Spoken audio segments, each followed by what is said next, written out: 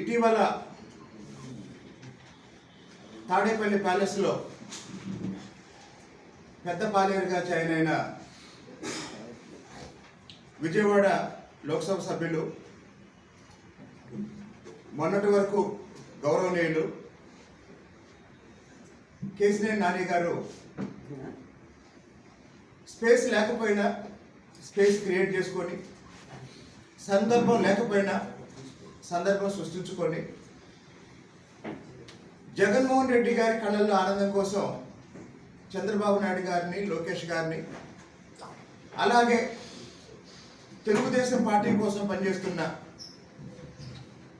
విజయవాడ లోక్సభ పరిధిలో ఇతర నాయకుల్ని నోటికొచ్చినట్టు విమర్శిస్తున్నారు. ఆయన ఎక్కడికి వెళ్ళినా ఏం చెప్తున్నారంటే జగన్మోహన్ రెడ్డి పరిపాలన అద్భుతంగా ఉంది, చంద్రబాబు నాయుడు గారు ఏం చేయలేదని చెప్తున్నారు. మాకు కూడా తెలుగుదేశం పార్టీ కార్యకర్తలుగా కేసినేని నాని గారి అసందర్భ ప్రలాపాలకి ప్రతిరోజు సమాధానం చెప్పడం మాకు కూడా ఇష్టం లేదు. కానీ నిన్న ఆయన తిరువూరులో ఒక కార్యక్రమంలో మాట్లాడుతూ తెలుగుదేశం పార్టీ నాయకుల్ని ఊరకుక్కలు అని కూడా సంబోధించాడు. కాబట్టి ఈ సందర్భంగా తెలుగుదేశం పార్టీ నుంచి కేసినేని నాని గారికి చాలా స్పష్టమైన విషయం, చాలా స్పష్టంగా ఒక విషయం చెప్పాలనుకుంటున్నాం.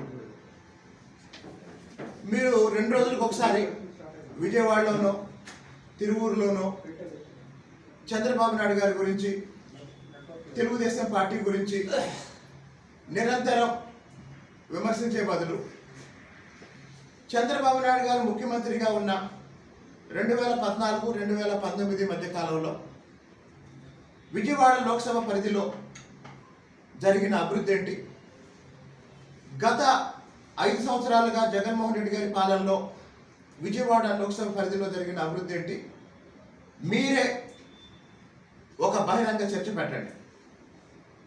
డేటు మీరే నిర్ణయించండి, టైము మీరే నిర్ణయించండి. విజయవాడలోనైతే అంబేద్కర్ విగ్రహం ఎదురుగా ఒక బహిరంగ చర్చ పెట్టుకుందాం. తిరువూరులో అయితే ఫ్యాక్టరీ సెంటర్లో ఎన్టీఆర్ విగ్రహం దగ్గర బహిరంగ చర్చ పెట్టుకుందాం. విజయవాడ లోక్సభ పరిధిలో జరిగిన అభివృద్ధి ఎవరి కాలంలో జరిగింది, తిరువూరులో జరిగిన అభివృద్ధి ఎవరి కాలంలో జరిగింది, ఈ రెండింటి మీద మాట్లాడదాం. 10 సంవత్సరాలుగా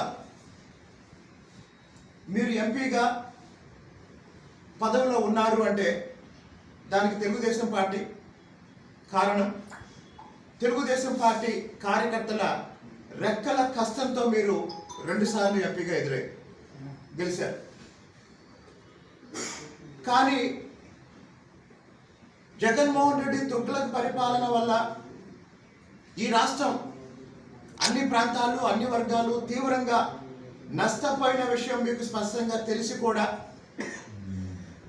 మీ అనాలోచిత, ఆవేశపూరిత తుగ్లక్ విధానాలతో మీరు తల్లి లాంటి తెలుగుదేశం పార్టీకి ద్రోహం చేసి వైసీపీ పంచన చేరి మళ్ళీ జగన్మోహన్ రెడ్డిని ఆనందపరచడం కోసం ప్రతిరోజు తెలుగుదేశం పార్టీ నాయకుల్ని విమర్శిస్తున్నారు. మీరు నేను చెప్పారు తెలుగుదేశం పార్టీలో కొన్ని ఊర కుక్కలు అని. వాస్తవానికి కుక్కలు విశ్వసనీయతకి మారుపేరు కాబట్టి తల్లి లాంటి పార్టీకి ద్రోహం చేసి, మీకు మీరు ద్రోహం చేసుకొని,